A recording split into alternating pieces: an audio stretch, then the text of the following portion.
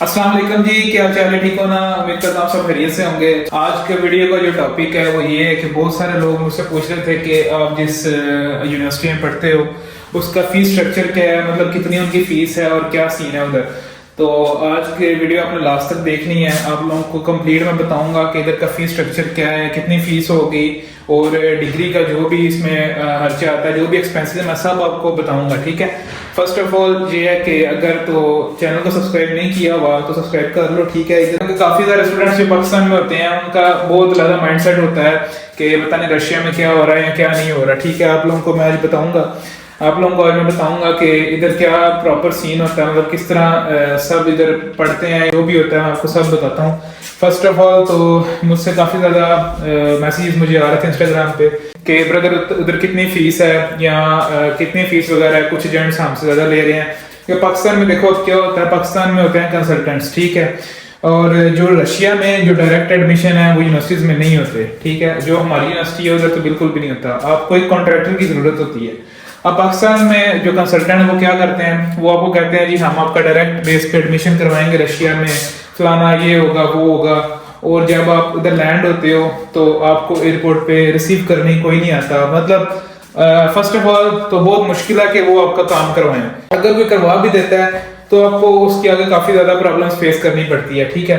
और वो आपसे फालतू में $7,000 $8,000 दे के बचे आते हैं इधर, जो कि मेरे हिसाब से बहुत गलत चीज़ है, क्योंकि बच्चों को आइडिया नहीं होता पाकिस्तान में रह के कि कितनी फीस है या क्या इधर सीन है। तो मैं आप लोगों को अभी डिटेल में बताता हूँ कि क्या इधर का सीन है या किस तरह आप इस स्कैम्स वगैरह से बच के आप डायरेक्ट इधर आ सकते हो रशिया, मतलब स्कैम्स वगैरह से बच के आप इधर एडमिशन ले सकते हो। वैसे आप गूगल पे सर्च करेंगे तो इधर इसका नाम आता है यूनिवर्सिटी का, ये स्टेट मेडिकल एकेडमी। ठीक है। अब कुछ पाकिस्तान का हमारा माइंडसेट है वो ये है कि एकेडमीज तो ट्यूशन के तौर पे समझी जाती हैं, पर ऐसा बिल्कुल नहीं है। ये यूनिवर्सिटी लेवल की पे आती है। ठीक है। ये एकेडमी इसका नेम इस वजह से है क्योंकि ये पहले एक मिलिट्री एकेडमी थी, मेडिकल मिलिट्री एकेडमी थी। ठीक है।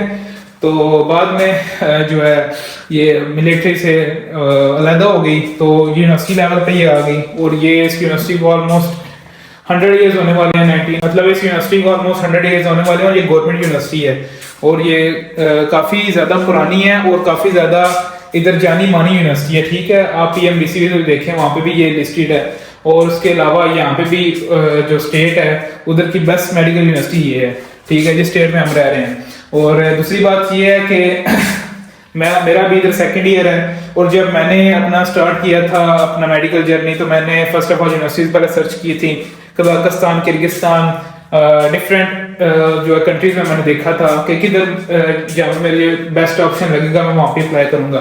तो पहले मेरा जो प्लान था वो था कि किर्गिस्तान का, पर उधर ये सीन है कि कुछ यूनिवर्सिटीज हैं आप एक साल उधर कंप्लीट करते हैं, वो अगले साल जब PMBC की न्यू लिस्ट आती है तो वहाँ से डी लिस्ट हो जाती हैं, या इस तरह का सीन होता है। और उधर काफ़ी ज़्यादा मतलब ना स्टडी का इतना खास कुछ नहीं है, मतलब स्टडीज इतनी खास नहीं उधर होती। उसके बाद मेरे कुछ दोस्त थे जो रशिया में पढ़ रहे थे तो मैंने उनसे कांटेक्ट किया, मैंने उनको बोला कि मैं अभी मेडिकल करना चाहता हूँ, तो उनसे मैंने सारी इन्फॉर्मेशन ली। ठीक है। उसके बाद कंसल्टेंट्स के पास भी मैं गया, उनसे भी मैंने इन्फॉर्मेशन ली और जितना मैंने उधर गैप देखा था ना कंसल्टेंट में और जो इधर यूनिवर्सिटी फीस ले रही है उसकी अब बात छोड़ दो। अब पॉइंट पे आते हैं कि आप इधर किस तरह एडमिशन वगैरह ले सकते हैं। ठीक है। फर्स्ट ऑफ ऑल तो ये है कि इधर जो यूनिवर्सिटी है वो डायरेक्ट एडमिशन नहीं देती पाकिस्तानियों को। उसके काफ़ी कुछ रीजन हैं जो कि आप लोगों को पता है कि पाकिस्तानी इमेज जो वर्ल्ड वाइड है वो बहुत अच्छी है माशाल्लाह से। तो अभी ये है कि इधर होते हैं कॉन्ट्रैक्टर्स। ठीक है। अब डिफरेंट कॉन्ट्रैक्टर्स हैं इधर जो यूनिवर्सिटी ने अपॉइंट किए होते हैं, सिर्फ वो ही बच्चों को कॉन्ट्रैक्ट लेके दे सकते हैं और बच्चे कॉन्ट्रैक्ट बेस पे 6 साल का कॉन्ट्रैक्ट होता है। ठीक है। आप इधर पढ़ सकते हैं। फिर ये सीन होता है कि आप लोगों को एक कॉन्ट्रैक्टर की ज़रूरत होती है। ठीक है। जो आपका यूनिवर्सिटी में एडमिशन कराता है। इधर ना डायरेक्ट डीन आपसे कॉन्टैक्ट करता है, ना कोई आपको यूनिवर्सिटी का पर्सन आपको डायरेक्ट कॉन्टैक्ट नहीं करता। ठीक है। आपको एक कॉन्ट्रैक्टर की ज़रूरत होती है। पाकिस्तानी कंसल्टेंट क्या करते हैं, उनके इधर जानने वाले होते हैं। ठीक है। अगर तो फॉर एग्जांपल कोई आपको पैकेज दे रहा है मतलब $6,000 का, उसमें से 1,000 से $1,500 जो है वो अपना रख रहा होता है। जो कंसल्टेंट आपको बुला रहा है उसमें से वो अपना कमीशन रख रहा होता है। ठीक है। अब ठीक है, अगर कोई काम कर रहा है ये तो ठीक है, उसका काम है, पर एक मुनासिब सा अपना वो रखे। अब ये है कि अगर तो आप इधर आते हो आपको ऑब्वियसली पता चल जाता है कि इधर कितनी फ़ीस है या क्या फ़ीस स्ट्रक्चर है, ठीक है।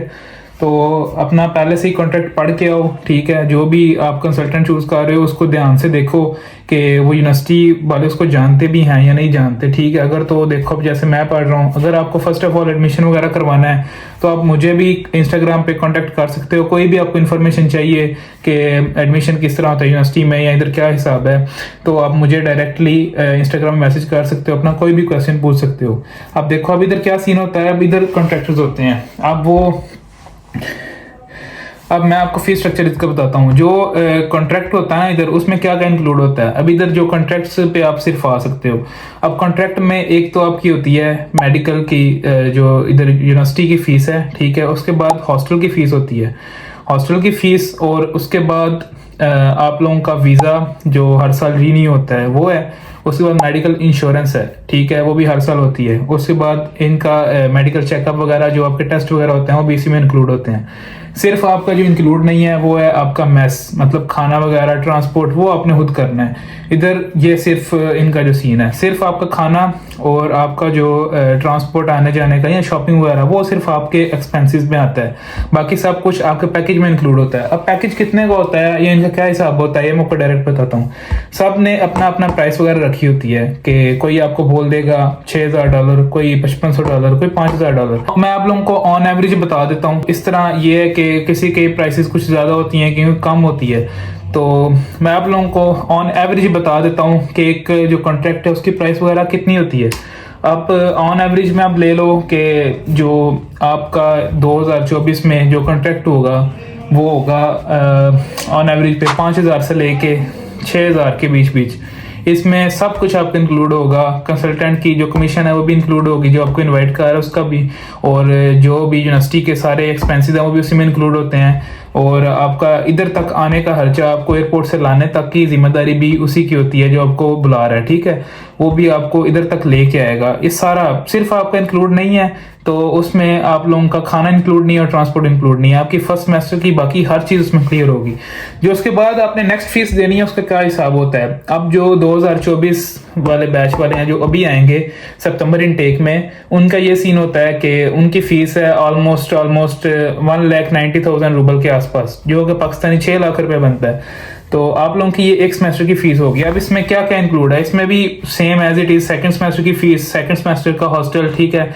उसके बाद आप लोगों का मेडिकल इंश्योरेंस, वीजा वगैरह हर चीज उसी में इंक्लूड होती है। ये कॉन्ट्रैक्ट्स होते हैं, ठीक है। कॉन्ट्रैक्ट ये आपने हर 6 माह बाद ये पे करनी पड़ती है आपको, और ये इसी तरह सेकंड सेमेस्टर से लेकर लास्ट सेमेस्टर तक इसी तरह चलती है। सिर्फ जो महंगा होता है वो फर्स्ट पैकेज होता है। जो फर्स्ट सेमेस्टर का है जो आपको पैकेज मिलता है सिर्फ वो महंगा होता है, क्योंकि उसमें सब कुछ इंक्लूड है, आपका एडमिशन, इन्विटेशन, एवरीथिंग उसमें इंक्लूड होता है, इस वजह से महंगा होता है।